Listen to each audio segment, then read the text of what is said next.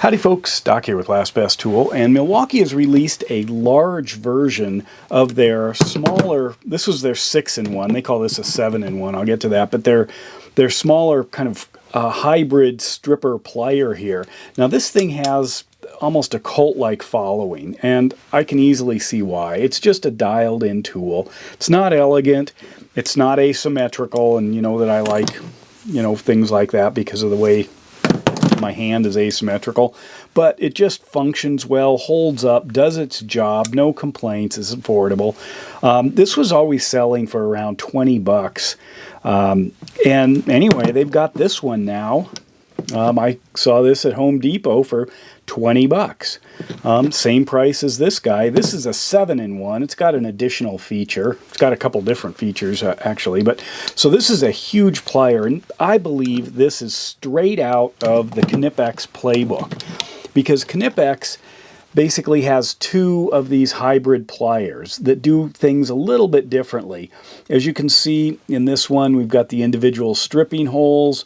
We've got just a couple here. We've got this large cutting area right there, and more of a bolt or nut grabbing here with larger jaws, but the jaw thickness is quite a bit different as well.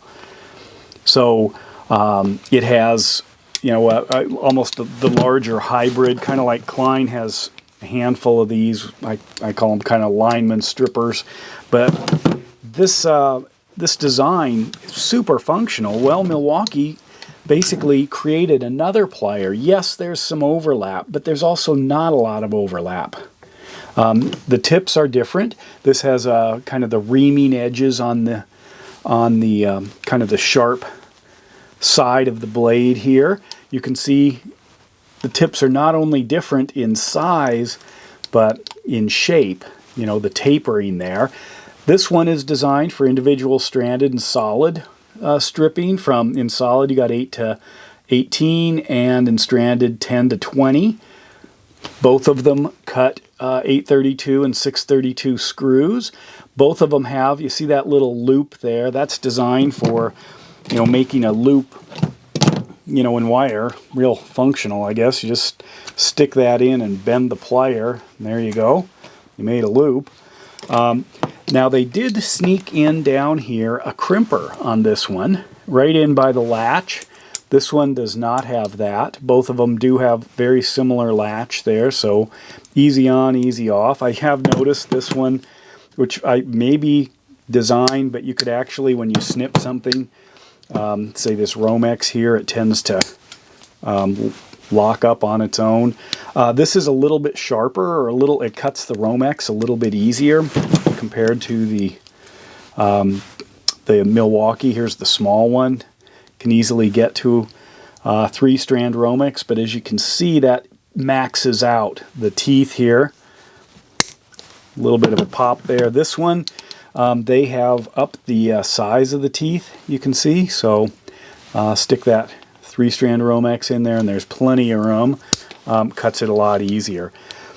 This also, if you look at just the beef of the blades all the way through, it's actually easily a heavy-duty plier.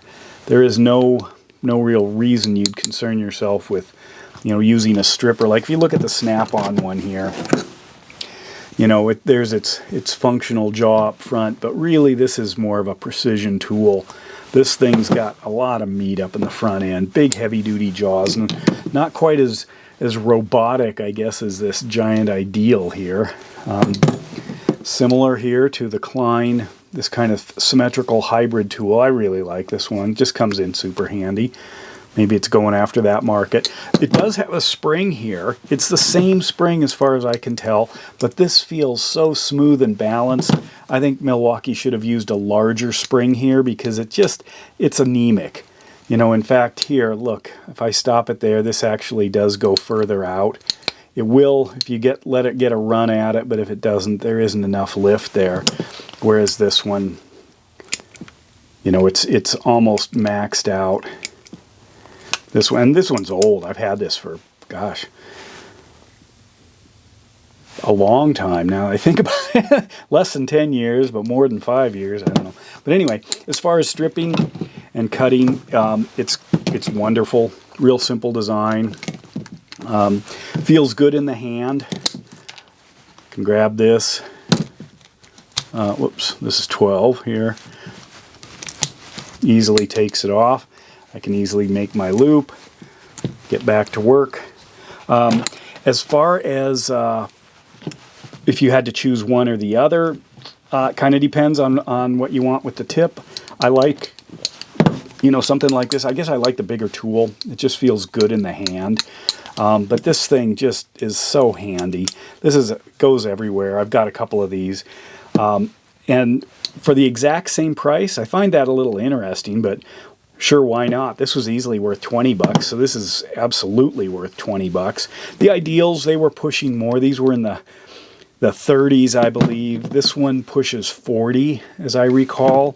And then the Knipex, they certainly don't give these things away. It all depends on which handles and finishes you want, but these are easily from the say upper 40s to 70s, depending. This has always been kind of one of my go-tos. I think the Milwaukee might replace it, but this little hybrid one that Klein has, I think this was in the 20s, is just an outstanding one. Where is it made? Well, Vietnam and China. It's one of those things. It actually, on the packaging, let me show you, because I kept it for you, right here. Standard stuff, engineered by Milwaukee Tool, professionally forged in Vietnam and assembled in China. You can see here are the 7 things that it does. It's got a reamer way up at the front, but it's not as efficient because it's fairly rounded, which is kind of odd. It has a bolt cutter, as mentioned, wire cutter, of course, the loop maker I showed you, the crimper hidden down by the latch. I haven't crimped anything, but I'm wondering if that's, you know, a good, efficient way to put that thing in. I have to try it and see if the latch gets in the way. And then it also has the wide jaw pliers, of course, which, I mean, that's what sets it apart, and then the wire stripper. So you can see all the stuff here. So it's branded as a 7-in-1. This is the 6-in-1. You might see them both next to each other, even on the same area at Home Depot where I got these. But overall, I'm impressed. I was impressed the moment I saw it. I realized, wait a minute, they really did a Knipex here. And that's because, you know, these two are just outstanding. So there you go, Milwaukee. You're learning from others, huh? Anyway, let me know what you think if you've got them. I don't know if it's a Black Friday thing or if it's just a new issue of a tool, but they have them in their 1997 sale, which definitely is worth it. Absolutely worth it. And with that, Doc out.